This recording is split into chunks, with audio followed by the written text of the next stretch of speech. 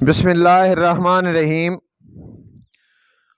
Professor مرید عباس سیال بھکر حال دل چینل کے ساتھ شمع ہدایت پروگرام بکھر سے مخاطب ہوں، اور آج ہم ایسی شخصیت سے ملاقات کرنے والے ہیں کہ جو انتہائی پرامن اور فقہ جعفریہ کی عظیم درسگاہ جامعۃ المہدی میں پرنسپل ہیں، تو ان سے آج بات کرتے ہیں۔ سر، آپ کا نام کیا ہے؟ بسم اللہ الرحمن الرحیم۔ قلب محمد علی شہانی میرا گھر ہے، آبائی وطن ہے، اور یہاں بکھر میں جامعہ امام مہدی میں تقریباً 4.5 سال سے خدمات سر انجام دے رہے ہیں، اور اس کے علاوہ شیعہ علماء کونسل کا ڈویژن کا صدر بھی ہوں، CPLC کا ممبر بھی ہوں، اور یہاں پر بین المذاہب ہم آہنگی کمیٹی کا ممبر بھی ہوں۔ بس دعا ہے خداوند کریم کی بارگاہ میں کہ وہ ہمیں ملک اور قوم کی خدمت کی توفیق مرحمت فرمائے۔ ماشاءاللہ سے آپ کا جو خطاب تھا یہ اتحاد بین المسلمین کے حوالے سے، اور دھرنے میں خاص طور پر شہدائے کوئٹہ کے لیے جو ہزارہ فیملی ہے، کئی دہائیوں سے وہ ظلم کا شکار ہے، اور اس کے مسائل ابھی گورنمنٹ نے حل کرنے کا وعدہ تو کیا ہے، اور آپ نے ماشاءاللہ سے نہایت پرامن تقریر کی تھی اور بین المذاہب ہم آہنگی پہ بھی زور دیا ہے۔ تو آج کل یہ جو تفرقہ بازی یا ملک میں دہشت گردی اور ایک خاص مکتب فکر کو نشانہ بنایا جا رہا ہے، بھکر کی تمام مذہبی اور سیاسی قیادت نے اس کی مذمت کی ہے، اور وہ بھکر قصر زینب کے سامنے دھرنے میں بھی سارے لوگ آئے ہیں۔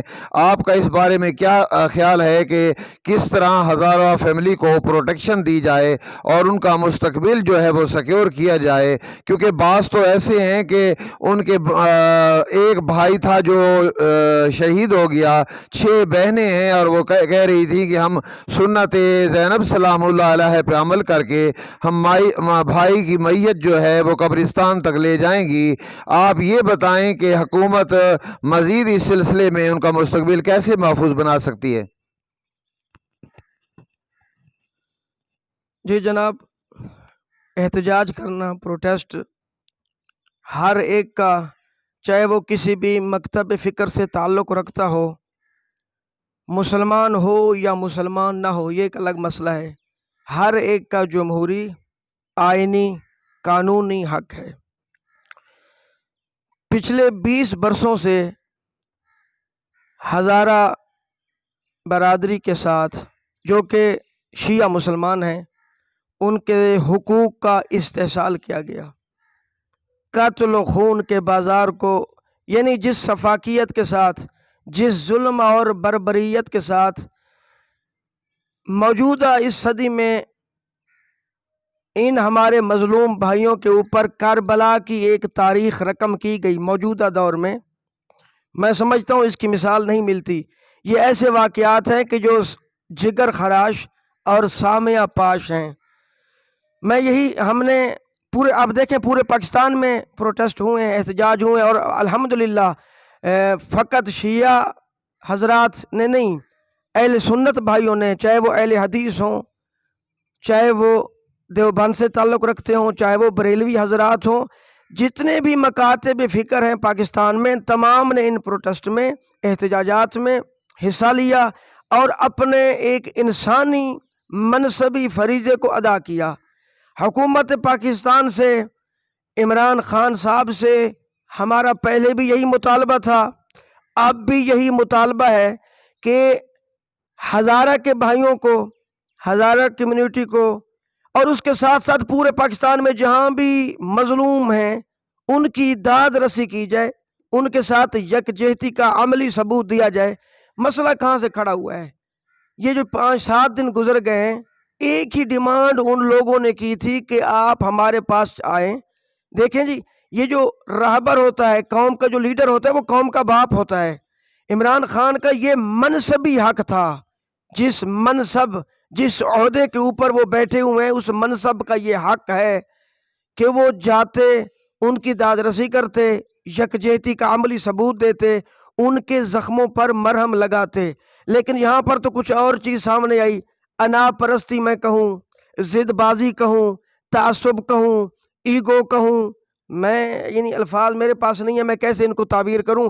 اگر عمران خان صاحب وقت کے اوپر چلے جاتے اور یہ میں نہیں سمجھتا کہ اتنے زیادہ دیر ہو جاتی اور احتجاجات ہوتے۔ آپ نے کل ٹیلی ویژن میں دیکھا ہے، پوری دنیا دیکھ رہی تھی، عالمی میڈیا اس کو کوریج کر رہا تھا۔ جب عمران خان صاحب گئے، کسی نے ان کی کوئی توہین کی، کوئی وہاں پر مسئلہ پیدا ہوا، احتجاج انہوں نے کیا، یہ ان کا رائٹ حق تھا۔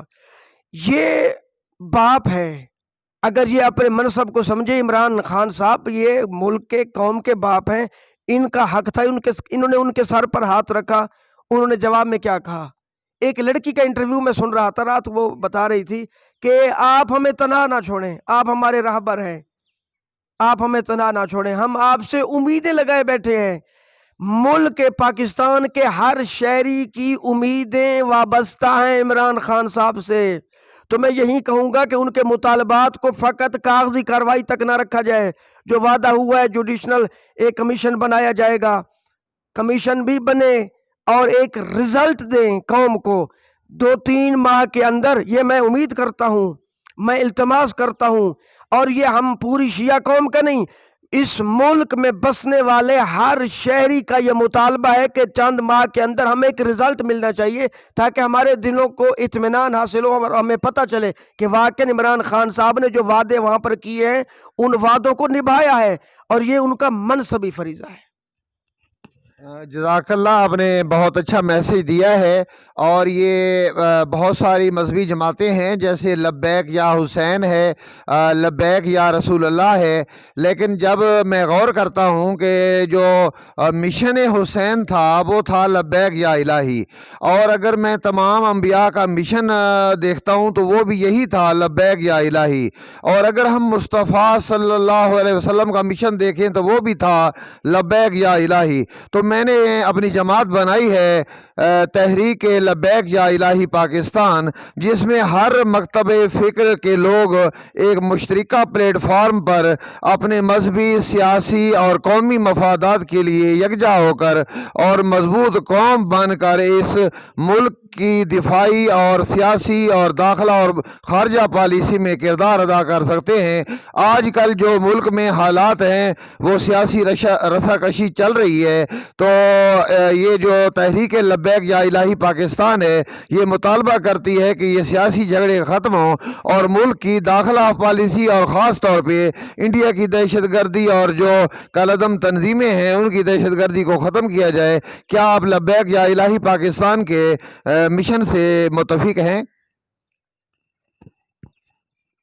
ہم ہر اس تنظیم، ہر اس نظریہ، ہر اس آئیڈیالوجی کی سپورٹ کریں گے کہ جو پاکستان کی سالمیت، پاکستان کی بقا، پاکستان کے استحکام کے لیے مثبت کردار ادا کرے گی، چاہے نام جو بھی ہو، لبیک یا حسین ہو، لبیک یا الہی ہو، لبیک یا رسول اللہ ہو۔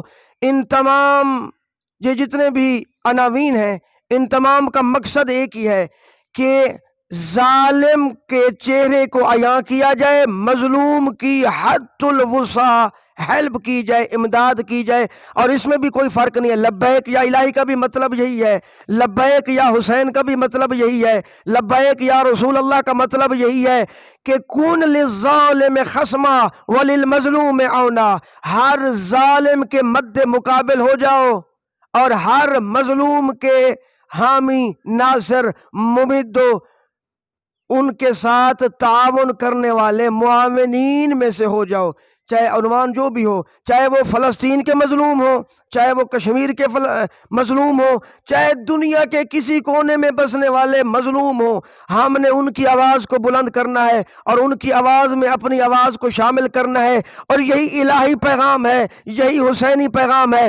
ہم تو فرقوں میں بٹ گئے، نظریوں میں بٹ گئے، اپنے اپنے لاجک میں بٹ گئے۔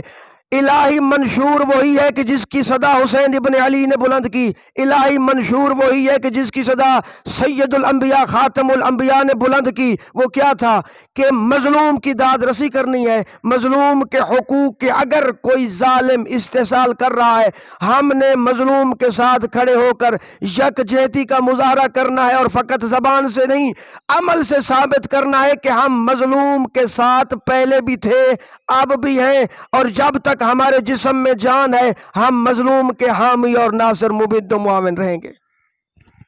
بہت بہت شکریہ۔ وحدت اسلامی آج کے دور کی ضرورت ہے۔ پروفیسر مرید عباس سیال بھکر، تحریک لبیک یا الہی پاکستان۔